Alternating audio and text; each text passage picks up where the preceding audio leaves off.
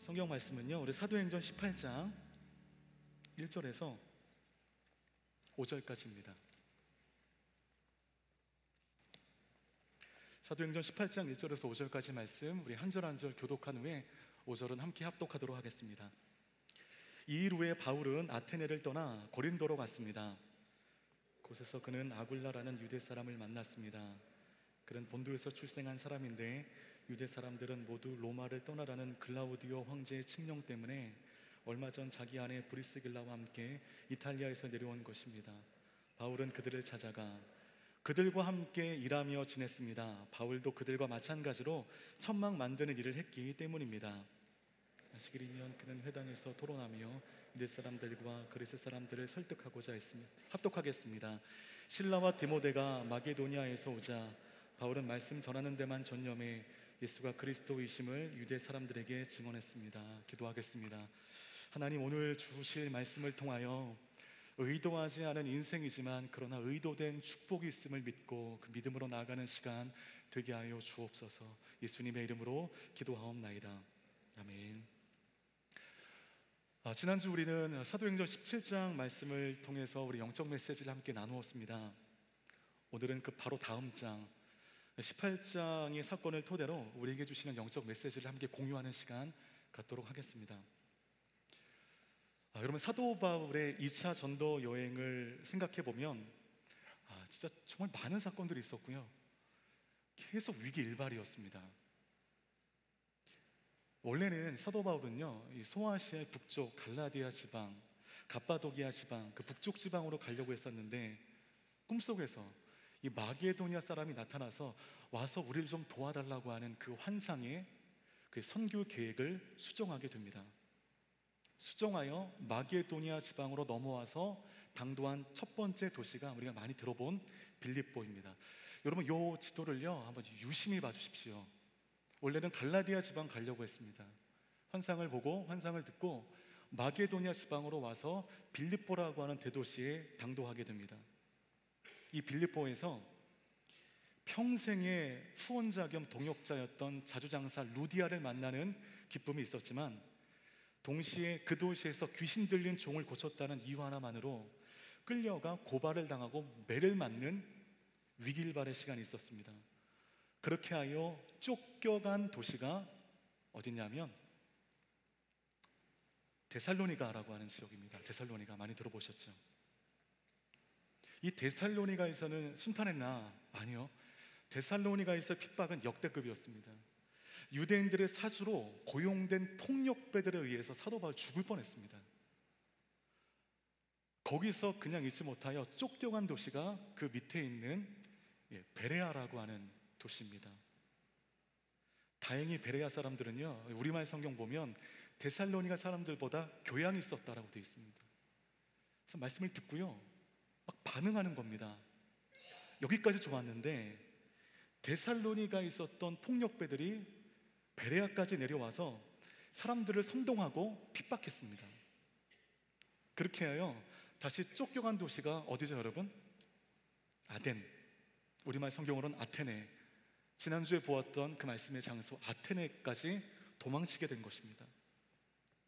인문과 철학 도시, 문화와 예술의 도시, 그러나 그 화려함 속에 감춰진 아주 악한 이면이 있었던 도시, 도시의 빼곡한 우상들을 보고 사도 바울이 격분하게 됩니다.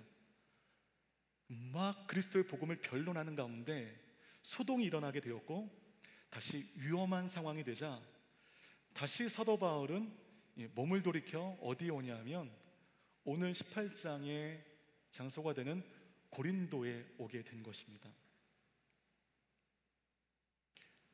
바울이 당한 이 고난의 행로가 우리 인생 가운데 적용되는 우리가 잊지 말아야 할 메시지가 하나 있습니다. 바울의 2차 전도 여행의 동선은 계획하고 의도하여 당도한 것이 없었다는 것입니다. 소아시아 북쪽으로 가려고 했던 계획은 이미 오래전에 파기된 겁니다. 이미 오래전에 그 계획은 사라져버린 겁니다. 그렇게 시작된 마게도냐의 여정 속에 의도대로 계획대로 전도 여행이 진행되지가 않는 겁니다. 그럼 여러분, 2차 전도 여행지 이곳은 무엇을 통해서 결정되었습니까? 핍박을 통해서 결정되었습니다. 핍박으로 도망친 동선이 그대로 2차 전도 여행의 루트가 되었습니다. 여러분, 우리가 이 정도의 계속된 고난이라고 한다면 내가 지금 하는 일을 하나님께 진지하게 묻지 않겠습니까? 혹시 이게 하나님께서 원하시지 않는 건데 괜히 내가 고집부려서 이 고생을 사서 하는 게 아닌가? 아니, 이렇게 하나님의 일이 이렇게 어려울 리가 없다. 왜냐하면 제가 지금 방금 말씀드렸다시피 하나님의 일은 하나님이 함께 하시기 때문에 어려움 없이 진행되는 게 맞다라고 하는 그런 도식이 우리 안에 강하게 있기 때문입니다.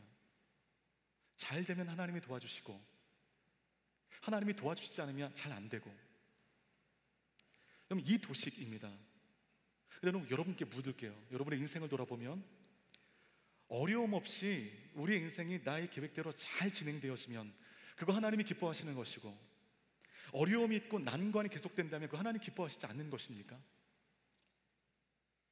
지금 여러분의 인생이 계획대로 되지 않는 불안감으로 충만할 때, 그럼 그것은 내 인생이 실패했다는 증거가 아닙니다. 오히려 내 계획이라고 하는 이 불순물이 빠지게 되는 어떤 고통의 정화 작업일 수 있습니다. 하나님이 일하시기 위한 내 계획이 사라져버리는 그 정화 작업. 사도 바울이 자기의 계획 밖에서 2차 전도 여행의 퍼즐이 핍박을 통하여 하나씩 맞춰지고 있는 것처럼 계획대로 되지 않는 불안감 속에서 어쩌면 나의 인생의 그림이 어쩌면 더욱더 아름답게 그려질 수 있음을 여러분 기대하시는 우리 요셉 공동체 모두 되시기를 바라겠습니다. 그리고 나의 인생 앞에 있는 그 불안감을 믿음으로 이해하시고 믿음으로 해석하시기를 바라겠습니다. 그렇게 하여 이 바울은 핍박 중에 이 고린도라고 하는 이 도시에 도착하게 됩니다.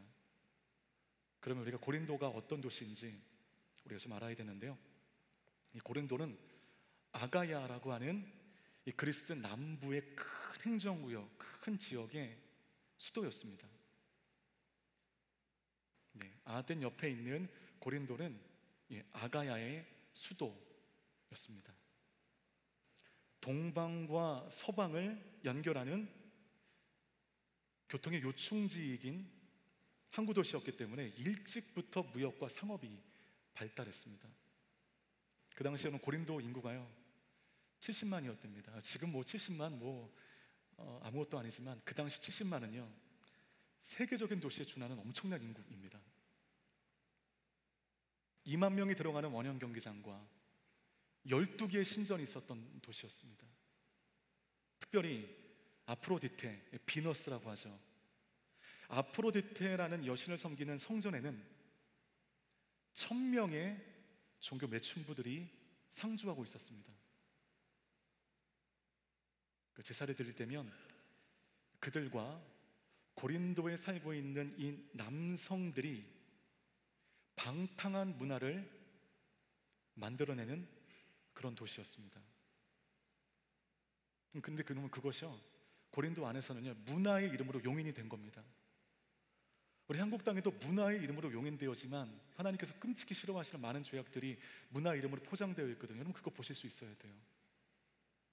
아테네가 철학과 문학, 예술과 문화의 도시였다고 한다면 고린도는 부와 방탕과 환락의 도시였습니다.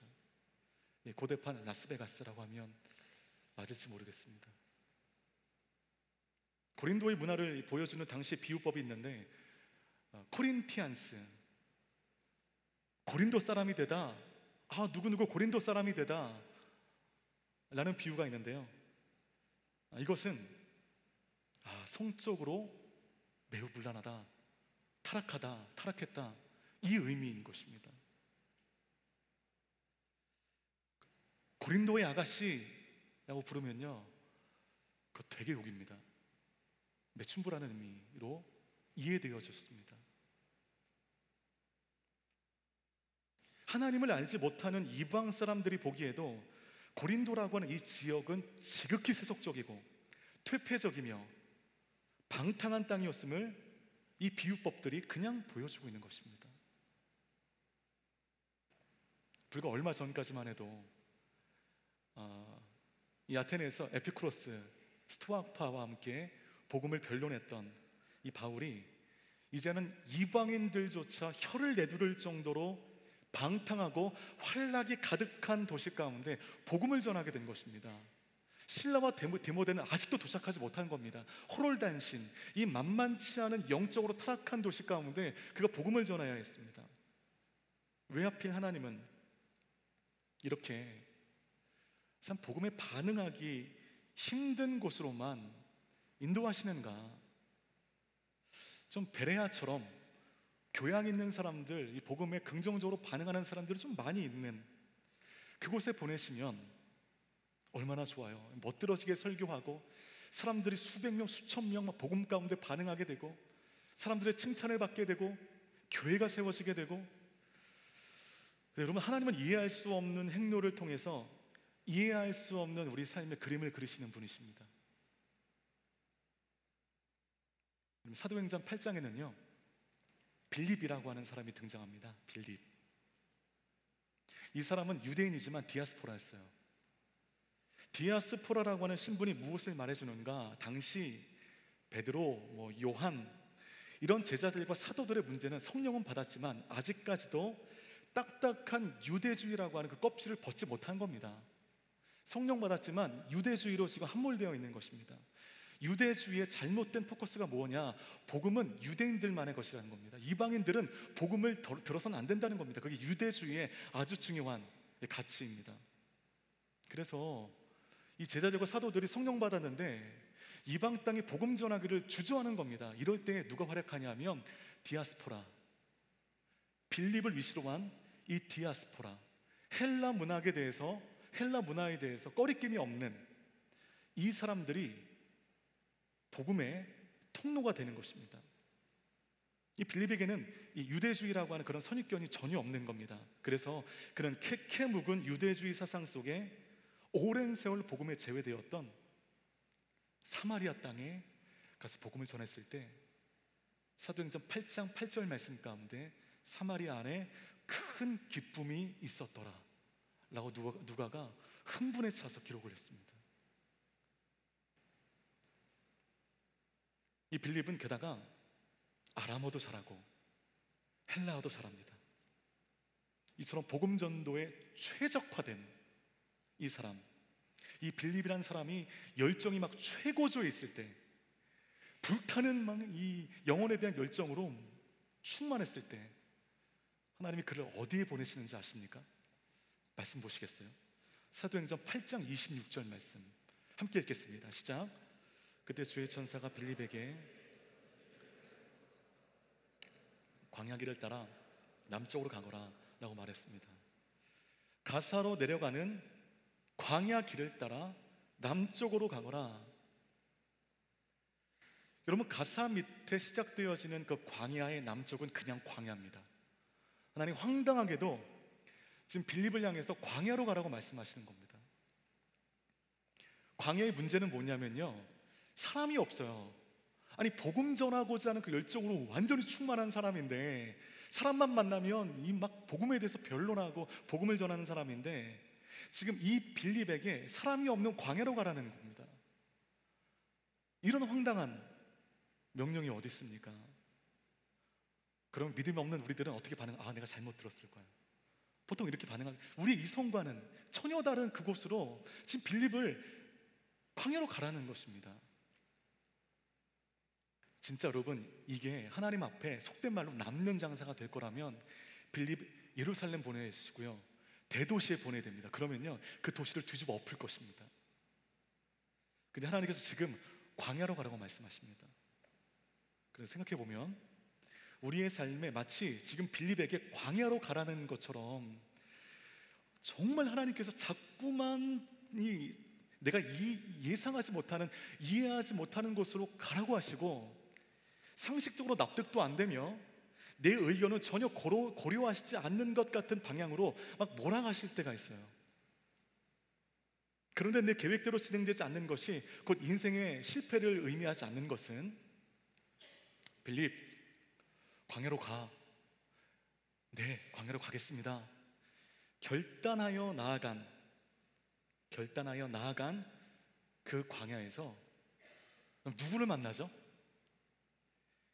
에디오피아 여왕의 국고 맡은 간다게라고 하는 아주 높은 위치의 신하를 만나게 되고, 그에게 복음을 전하여 에디오피아의 복음 전도의 교두보가 세워지게 됩니다. 근데 여러분, 우리는 그걸 못 보잖아요. 광야로 가 하는 것, 그것만 보잖아요. 어떻게 광야, 사람이 없는 것인데. 순종하여 나아가면 그 광야 가운데 하나님의 그림, 하나님의 퍼즐이 있는 것입니다. 복음에 반응하기 가장 어려운 땅만을 골라 핍박을 통하여 의도하지 않는 것으로 하나님은 사도 바울을 막 몰아가십니다. 이 핍박으로 말미암아 이 고린도 땅에 당도한 것이 그냥 우연찮게 핍박을 피해서 쫓기다가 그냥 의도하지 않게 그냥 이 고린도로 우연히 당도한 것이 아님을 보여주는 말씀이 사도행전 18장 10절 말씀 가운데 있거든요. 같이 한번 읽어보겠습니다. 시작. 내가 너와 함께 있으니 아무도 너를 해치지 못할 것이다. 이 도시에는 내 백성이 많다. 제가 잘못 전한 게 있어요. 에티오피아 여왕 간닥의 모든 국고 맡은 관리인 네시를 만나게 되죠. 네, 그거 다시 정정합니다. 여러분, 사람의 생각과 하나님의 생각이 다르다는 것을 알려주는 구절로, 핍박을 통하여 당도한 곳이지만, 우연찮게 간 곳이지만 하나님은 그 도시 가운데 많은 백성을 준비하셨습니다. 이 도시에는 내 백성이 많다. 이 의미는 뭐냐 하면, 이 도시에 제자들이 많다, 믿는 자들이 많다, 그런 의미가 아니라 이 도시 안에 지금은 복음을 핍박하고 무관심하게 반응하지만, 그러나 하나님께서 예정하신 구원받아 마땅한 하나님의 백성들이 많다라는 의미인 것입니다. 이게 우연이 아닌 겁니다. 핍박이라고 하는 이 통로를 통하여 의도치 않게 왔지만 이 모든 것이 하나님의 계획 가운데 의도된 루트였다는 것입니다. 그래서 우리는 내 의도대로 인생이 풀리지 않을 때 부딪히는 어려움 속에 반드시 봐야 할 것은 그것 가운데 감춰진 하나님의 섭리, 하나님의 경륜입니다. 모든 것을 이 복음의 관점에서 이해하는 것이죠. 이렇게 핍박으로 인하여 떠밀리듯 밑으로 당도한 이 타락하고 활락한 이 활락의 도시에서 이 사도 바울은 운명적인 만남을 경험하게 됩니다. 사도행전 18장 2절 말씀입니다. 함께 읽겠습니다. 시작. 그곳에서 그는 아굴라라는 유대 사람을 만났습니다. 그는 본도에서 출생한 사람인데 유대 사람들은 모두 로마를 떠나라는 글라디오 황제의 칙령 때문에 얼마 전 자기 아내 브리스길라와 함께 이탈리아에서 내려온 것입니다. 바울은 그들을 찾아가 이 고린도에서요, 아굴라라고 하는 사람을 만나게 됩니다. 아굴라, 그에 대한 정보가 소개되어지는데 로마에 편입된 본도라고 하는 그곳에서 출생한 사람인데, 그렇지만 이 사람은 유대 사람이었습니다. 그러니까 디아스포라인 거죠. 당시 디아스포라의 대부분은 지금 여러분 그 중앙아시아의 고려인들 계시잖아요. 이분들처럼 고향 땅으로 돌아오고 싶었지만 여러 많은 환경적인 제약으로 고향 땅에 돌아오지 못하고 그 이방 땅에 그냥 뿌리를 내린 그런 사람들이 그 당시 디아스포라 대부분이었습니다. 돌아오고 싶어도 돌아오지 못하는 상황 속에 한설인 삶의 굴곡을 가지고 살아가는 사람들이 대개 디아스포라들이었습니다. 아마도 이 아굴라 또한 부모와 같이 떠밀린 고난의 역사 속에 밀려서 이 고린도까지 밀려들게 된 것입니다. 또 한 가지 정보가 있는데, 이 사람 원래 고린도에 있었던 사람이 아니에요. 이 말씀 보니까 어디에 있었습니까? 이탈리아에 있었습니다. 그런데 글라우디아 황제의 침략으로 인하여 원래는 이탈리아에 살던 사람이었지만 쉽게 말하면 추방당한 것입니다. 추방당해서 쫓기듯 이 고린도에 당도한 것입니다. 어떠세요, 여러분? 고린도까지 오게 된 사도 바울의 여정과 고린도에 이주할 수밖에 없었던 이 아굴라 브리스길라 이 과정이 너무 똑같지 않아요? 핍박을 통해서 쫓기듯 떠밀려 고린도에서 딱 만나게 됩니다. 기가 막히죠. 2절에 보면 이 아굴라의 아내가 소개됐는데 브리스길라입니다. 브리스길라. 보통 여러분 그 성경에 보면 그 이름을 보면요, 그 이름을 통해서 이 사람의 출신이 어디구나라는 것을 어렴풋이 알 수가 있는데, 이 브리스길라는요, 이 로마 비문과 구전에 보면 브리스가라고 하는 이름으로 소개되어 있습니다. 브리스가는요 전형적인 로마식 이름이에요. 로마식 이름. 게다가 브리스길라는 이름 자체, 브리스가는 로마식 이름이지만 브리스길라는 그 이름 자체가 라틴어식 표기입니다. 여기서 딱 알 수 있는 거죠. 이 남편 아굴라는 유대인 디아스포라였지만 이 브리스길라는 로마인이었구나 라고 보는 것이 일반적인 시각입니다. 게다가 여러분, 이 브리스가라고 하는 이름의 표기는 로마의 상류층들이 되게 쓰는 이름이었다고 합니다. 그러니까 이 브리스길라는요, 이 아굴라보다 훨씬 더 영향력이 있었던 집안 출신이었습니다. 부자였습니다. 권세가 있는 상류층 사람이었습니다. 이럴 때 뭐라고 하죠? 횡재라고 하죠. 아굴라가 브리스길라라고 하는 이 여인을 만나게 된 것입니다. 그래서일까 누가가요, 이 부부를 말하면서 항상 여러분 누구를 먼저 말합니까? 아굴라 브리스길라라고 얘기하지 않고요, 브리스길라 아굴라라고 얘기해요. 아마도 이 브리스길라가 아굴라보다 조금 더 나은 자리, 영향력 있는 자리이기 때문에 누가 그렇게 표기했나 싶습니다. 그런 로마인 브리스길라가 디아스포라 유대인인 아굴라를 만나 사랑하게 되었고, 아굴라의 신앙 가운데 영향을 받고, 그리고 로마에서 들은 복음 가운데 반응하며 이 둘이 크리스찬으로 살게 됩니다.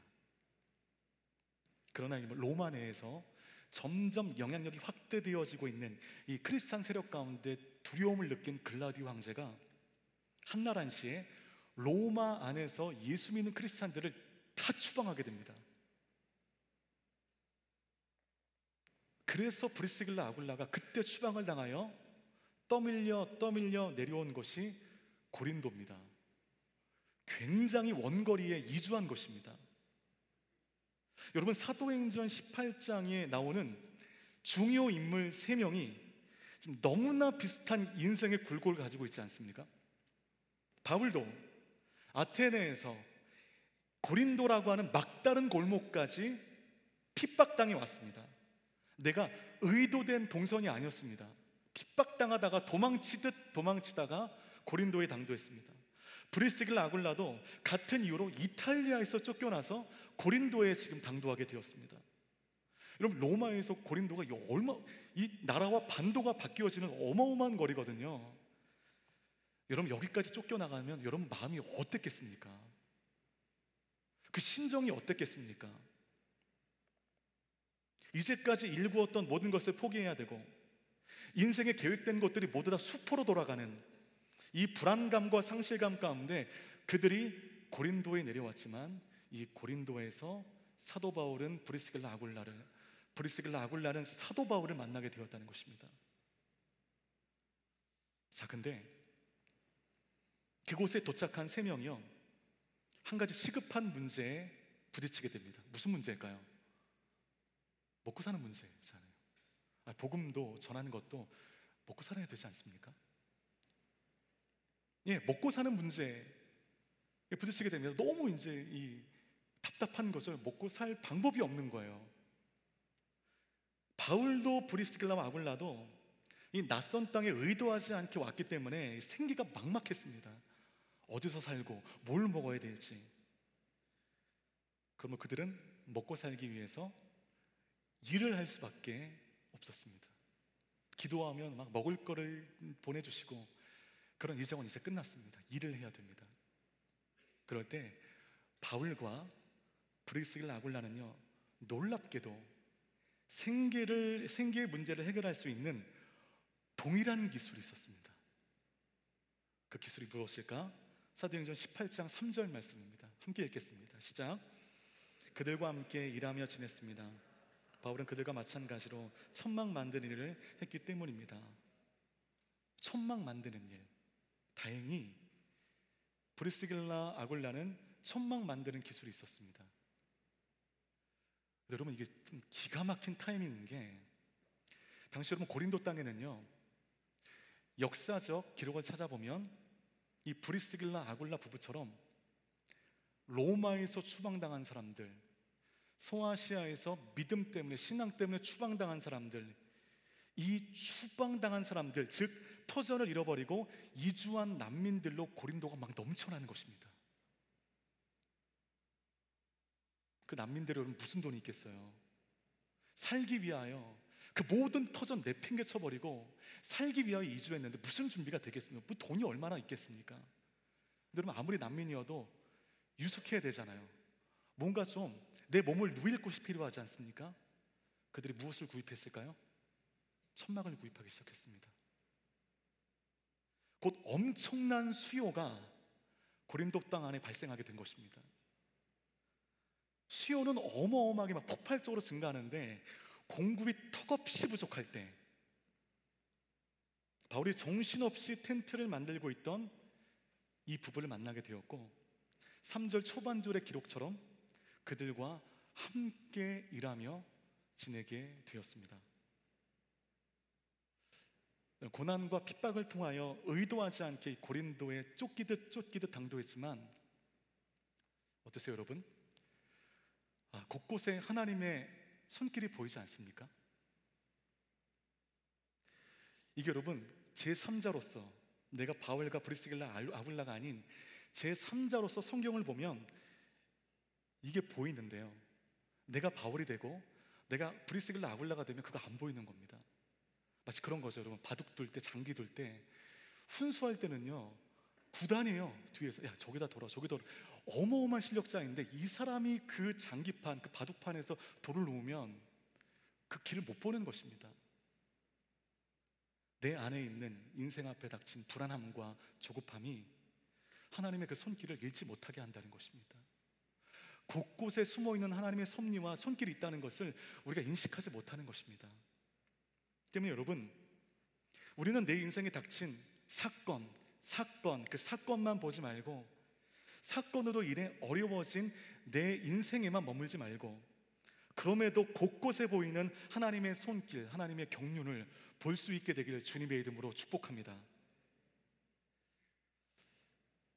여기서 여러분, 텐트 메이커, 천막 만드는 사람으로서의 이 사도 바울의 잠깐만 소개를 드리면, 여러분, 바울은 여러분 모두 아시다시피 뛰어난 학자로서 학문을 연마했지만, 이 바울은요, 이 손으로 무엇을 만드는 데도 일가견이 있었던 사람이었습니다. 근데 여러분, 이렇게 생각하면 학자로서 외길을 가지 않고 기술을 습득한 거에 대해서 좀 갸우뚱거리지 않으십니까? 수준 낮다, 그럴 수가 있나? 이게 여러분, 제가 공부에 생각해보니까 한국 특유의 정서인 것 같아요. 공부하는 사람은 배고파도 그 공부의 길을 가야 된다. 이런 게 여러분 한국의 특유한 정서 아니겠습니까? 정말 반응을 좀 해주시면. 그렇습니다. 그런 정서가 한국의 특유한 정서입니다. 공부하는 사람, 글 읽는 사람은 배고파도 글을 봐야지.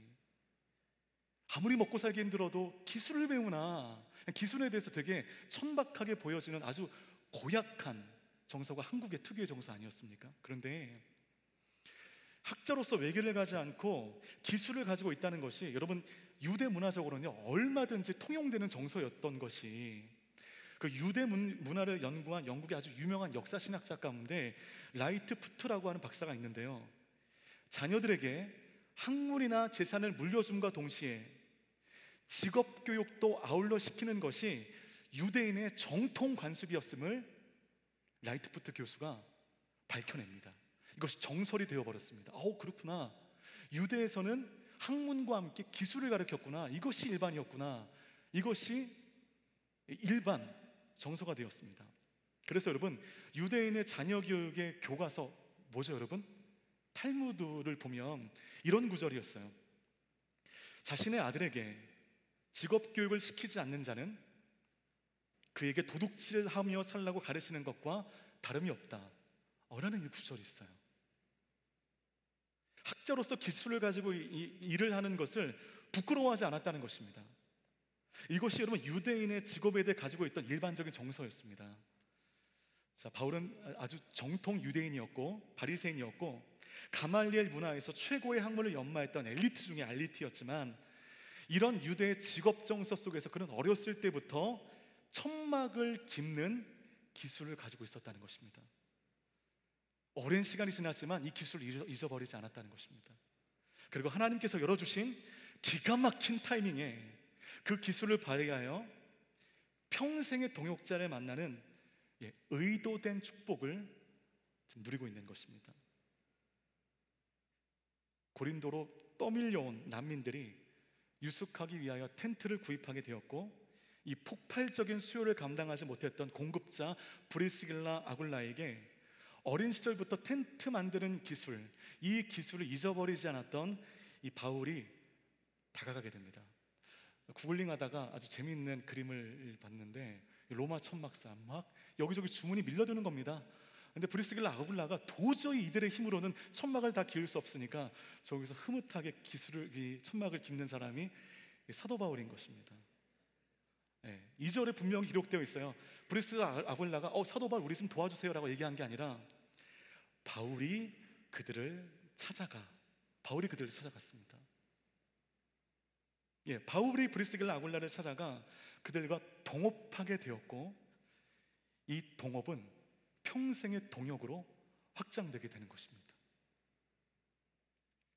이 바울의 전도 여행이 지금 위태위태했지만 굉장히 경쾌하게 진행되고 있고요. 실패한 듯 그러나 결코 실패하지 않고 오히려 핍박이라고 하는 이 말도 못할 이 아픈 통로를 통하여 사도 바울의 전도 사역은 탄력을 받고 있습니다. 핍박을 통하여 나아갔던, 계획을 수정하여 나아갔던 곳에서 루디아를 만나게 되네요. 핍박으로 말미암아 밀려서 당도한 고린도에서 브리스길라 아굴라를 만나게 되네요. 동역자들이 막 모이는 것입니다. 이렇게 하여 여러분, 도망자 세 사람이 하나님의 경륜 속에 만나게 됩니다. 그들이 무엇으로 만나게 되었습니까? 기억하세요 여러분. 핍박을 통하여 도망치다가 만나게 되었습니다. 핍박이라고 하는 예상하지 못했던 사건으로 인하여 터전을 떠나야 하는 것, 기반을 포기해야 하는 것, 이건 실패라고 세상은 말합니다. 너 실패했다, 너 실패한 거잖아. 그런데 오늘 하나님은 그 실패로 보이는 핍박을 통하여 바울의 인생 가운데 가장 중요한 동역자를 그 환락의 도시, 그 타락한 도시 가운데 만나게 하셨습니다. 또한 브리스길라 아굴라는 그 인생 가운데 가장 소중한 멘토를 도망자의 신분으로 고린도에 당도했을 때 거기서 만나게 된 것입니다. 여러분, 이것이 우리 하나님의 일하심의 방식입니다. 핍박과 고난을 통해서 하나님 여러분을 버리시는 게 아니라 그곳 가운데 숨어있는 하나님의 경륜을 볼 때 의도하지 않았던 인생 가운데 의도된 하나님의 축복을 우리가 누리는 것입니다. 자 여러분, 그렇지만 사도 바울의 본업은요 텐트 메이커가 아니에요. 고린도에서 계속 텐트만 깁는 이 일을 하라고 고린도에 보내신 것이 아닙니다. 생계의 문제를 어느 정도 해결한 바울은 곧 자기의 본업으로 돌아가게 됩니다. 우리 사도행전 18장 4절 말씀 함께 읽겠습니다. 시작. 안식일이면 그리스 사람들을 설득하고자 했습니다. 이게 여러분 사도 바울의 본업이잖아요. 바울은 안식일마다 회당에서 유대인들과 변론했습니다. 그리스의 사람들과 함께 토론했습니다. 그것을 통하여 기독교 복음, 그리스도의 십자가 부활을 담대하게 전했습니다. 바로 그 십자가의 복음이 전해지는 그 자리에 누가 있었을까요? 브리스길라 아굴라가 그 자리에 있었습니다. 사도행전 18장 5절 말씀 계속 읽겠습니다. 시작. 실라와 디모데가 마게도냐에서 오자 바울은 말씀 전하는 데만 전념해 예수가 그리스도이심을 유대 사람들에게 증언했습니다.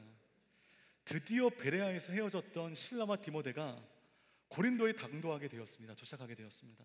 그리고 나서 그는 사도 바울은 그들이 당도하게 되자 생계를 위해 시작했던 텐트 메이커의 그 일을 내려놓고 오로지 말씀 전하는 데만 힘을 쏟게 됩니다. 그러면서 복음을 유대 사람들에게, 고린도 사람들에게 전하며 그리스도를 변론합니다. 이 자리에 누가 있었을까요?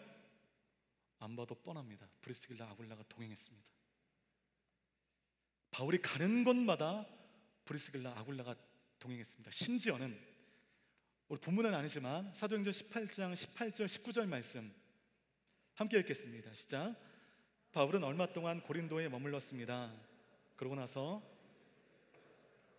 배를 타고 시리아로 가게 됐는데 그때 브리스길라와 아굴라도 동행했습니다. 배를 타고 출항하기에 앞서 바울은 전에 서원했던 것이 있어서 겐그레아에서 머리를 깎았습니다.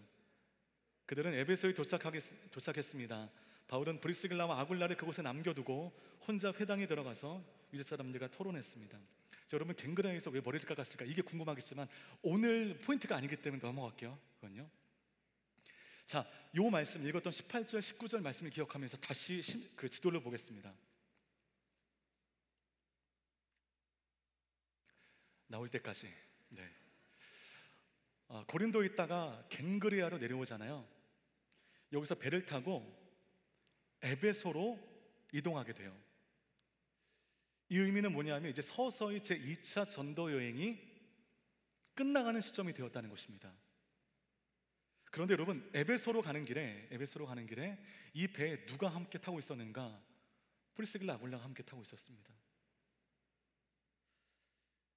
여러분 이게 브리스길라 아굴라는요 지금 고린도에 그나마 정착했거든요. 이 사람들 고린도에서요 지금 에베소로 바울과 함께 가느라 다시 처소를 바꾸는 모험을 강행하고 있는 것입니다. 여러분 이사 많이 하는 사람들 굉장히 어렵잖아요. 이사 많이 하는 거 굉장히 스트레스입니다. 고린도에 와서 바울을 만나고 텐트 만드는 일로 말미암아 생계 문제를 겨우 해결했는데 바울 따라서 배를 타고 에베소까지 그 먼 길을 바닷길을 통하여 당도하게 된 것입니다. 바울이 여러분 정처 없이 하나님 가라하시는 것을 통해서 복음을 전하는 사람이었지만 이 브리스길라 아굴라는요 일상을 살아야 될 사람이거든요. 이탈리아에 살다가 핍박으로 코린도의 당도에서 텐트 메이킹 기술로 간신히 생계를 유지했는데 바울을 만나 그들은 다시 에베소라고 하는 단 한 번도 가보지 않은 그 생경한 땅으로 가게 된 것입니다. 바울을 위해서 겨우 마련한 삶의 안정감을 기꺼이 포기하고 다시 에베소로 이주하는 이 브리스길라 아굴라, 사도 바울을 통하여 인생의 의미를 발견하게 된 것입니다. 쏟아질 열정의 방향이 무엇인지를 브리스길라 아굴라가 알게 된 것입니다. 바울이 브리스길라 아굴라에게는 그런 존재였습니다. 이렇게 바울과 함께 동행하며 바울이 전한 그 복음의 현장을 항상 지켰던 브리스길라 아굴라가요 복음 앞에 말씀 가운데 막 성장해요. 복음의 용사가 됩니다. 어디까지 이 사람들이 용사가 되는가? 사도행전 18장 26절 말씀 함께 보겠습니다. 시작. 그가 회당에서 담대히 말하기를 시작하자 그를 집으로 데려다 하나님의 도에 대해 더욱 정확하게 설명해 주었습니다. 이 말씀 가운데 그가 누구일까요? 그라는 사람이 누군지를 알아야 됩니다. 그는 사도 바울이 아닙니다. 아볼로라고 하는 사람입니다. 아볼로. 이 아볼로에 대한 어떤 배경의 사람인지가 말씀 가운데 기록되어 있는데 학식이 많고요. 성경에 능통했습니다. 일찍부터 주의 도를 배워 열정으로 충만했던 사람이었고 예수에 대해 정확하게 가르치는 사람, 지금으로 말하면 아주 유명 신학교의 아주 유명한 신학 교수, 그 정도일 것입니다. 그 정도의 아주 유력한 사람이었습니다. 그는 훗날 이 고린도 교회를 네 개로 쪼개지게 했던 네 개 분파 중에 한 분파의 거두가 될 정도로 이 사람은 유력자였습니다. 그런데 이 사람이 지금 에베소에 와서 심령 대부흥성회를 하고 있는 겁니다. 그 자리에 이제 브리스길라 아굴라가 사도 바울은 떠나게 되고 은혜 받기 위해서 아굴라라고 하는 유명한 사람이 왔으니 그 심령 부흥에서 은혜 받기 위해서 듣고 있는데, 이 아볼로가요 요한의 세례만을 가르치고 있었더라라고 누가가 말하고 있습니다. 요한의 세례만을 얘기하고 있더라. 요한의 세례, 우리에게 구원을 주는 것은 예수 그리스도의 세례이지, 십자가 부활, 십자가의 은혜이지 요한의 세례가 우리에게 복음을 주는 것이 아닙니다. 정말 엉뚱한 것을 이 아볼로가 심령 대부흥회 때 지금 설교하고 있는 것입니다. 그때 여러분 브리스길라 아굴라가 저 뒤에서 물끄러미 듣다가 부흥회가 다 끝나고 사람들이, 제가 그냥 상상하는 겁니다. 다 끝나고 다른 모든 성도들이 들어갔을 때 겸손하게 아볼로에게 다가가서 아볼로에게 인사를 하고, 은혜 많이 받았습니다. 이거는 이제 던져야 돼요. 이 말씀만큼 설교자 좋아하는 얘기가 없거든요. 너무 은혜로웠습니다. 너무너무 해박한 신학 지식에 제가 감동했습니다. 그런데 아볼로, 저희 집에서 식사를 좀 대접하고 싶은데 가시겠습니까? 설교에 은혜 받았다고 하니 안 갈 사람이 없겠어요. 간 거죠. 브릭스 아굴라 집에. 거기에서 아볼로를 자신의 집에 데려다가 하나님의 도에 대해서 정확하게 설명했다. 브릭스 아굴라, 우리 쉽게 얘기하면 평신도가, 성도가 그 시대 가장 유명한 엄청난 이름값이 있었던 아볼로를 데려다가 이 자리에 앉혀놓고 성경 펴서, 말씀 펴서 보여주면서, 물론 그때 성경은 없었지만 보여주면서 하나님에 대해서 가르쳐주고 있는 것입니다. 설교자 입장에서는 이것을 망신이라고 합니다. 망신. 이 망신을 경험하지 않기 위해서 성경 많이 보고 기도해야 됩니다. 근데 아볼로가 이 망신당했습니다. 근데 여러분, 아볼로에게 전한 하나님의 도, 복음, 이거를 누구에게 배웠을까요? 당연하죠, 여러분. 바울에게 배웠습니다. 항상 바울이 복음을 전하는 곳마다, 말씀을 전하는 곳마다 브리스길라 아굴라가 항상 동행하며 그 복음의 진수를 다 들은 겁니다. 믿음은 들음에서 난다고 하는데 그 믿음, 그 들음이 능력이 되고 믿음이 성장하여 그가 용사가 된 것입니다.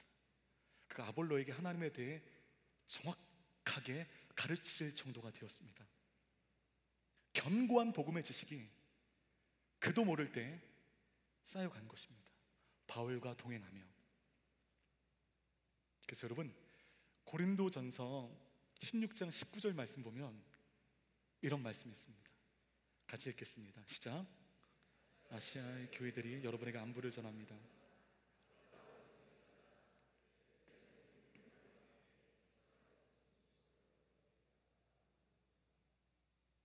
이 고린도 교회에게 편지를 쓰면서 바울은 이 19절, 이 짧은 구절 안에 고린도 교회의 연역을 표기해 놓았습니다. 고린도전서 16장 19절 말씀을 다시 한번 열어주시고요. 바울은 이 짧은 구절 속에 뭐라고 얘기하냐면, 아굴라와 브리스길라가 그들의 집에 모이는 무엇이라고 했습니까? 뭐라고 그랬죠? 교회입니다. 이 무슨 의미인가?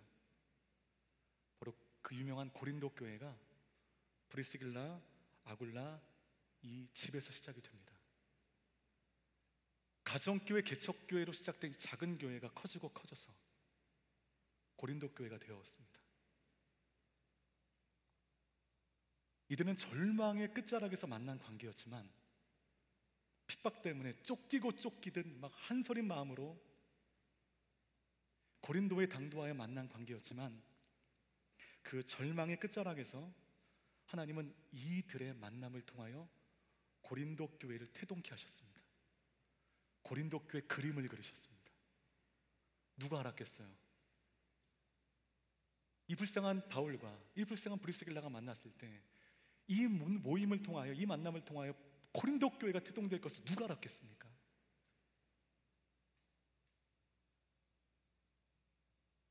사도행전 18장 10절 말씀 다시 한번 볼게요. 같이 읽겠습니다. 시작. 내가 너와 함께 있으니 아무도 너를 해치지 못할 것이다. 이 도시에는 내 백성이 많다. 고린도 안에 가득 찬, 구원받아 마땅한 수많은 사람들을 구원의 길로 인도한 통로는 의도하지 않았던 그 고통의 인생 속에서 하나님께 묻지 않고 끝까지 믿음을 지켜 하나님의 의도된 축복을 받은 사도 바울, 도망자 사도 바울, 추방자 브리스길라 아굴라였습니다.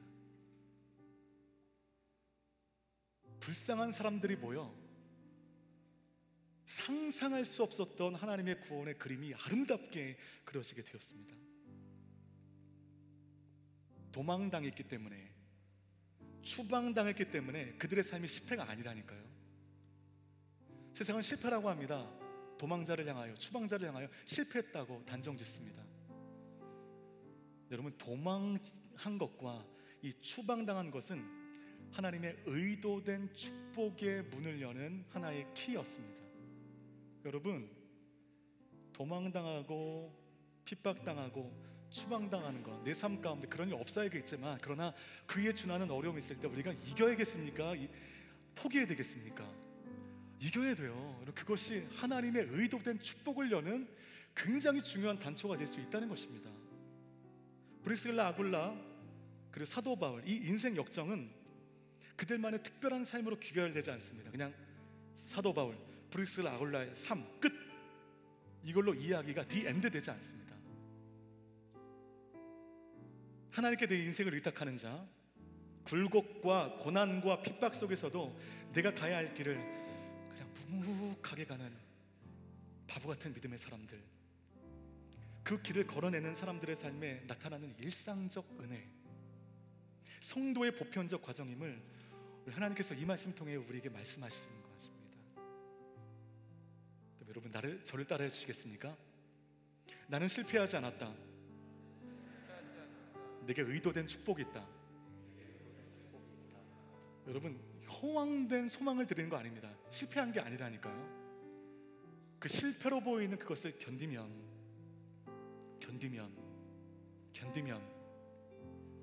내가 상상도 할 수 없었던 하나님의 놀라운 은혜가, 그 그림이 그 끝에 그려지는 것입니다. 이것을 여러분 모두가 좀 경험했으면 좋겠습니다. 여러분 모두가 누렸으면 좋겠습니다. 내 인생이 의도되지 않은 고통과 고난의 연속이지만, 그런 이를 통하여 하나님의 경륜을 아니 내가 하나님의 의도된 축복을 만났구나, 이 고백이 있게 되기를 바라겠습니다. 그 마음으로 함께 기도하며 나가겠습니다.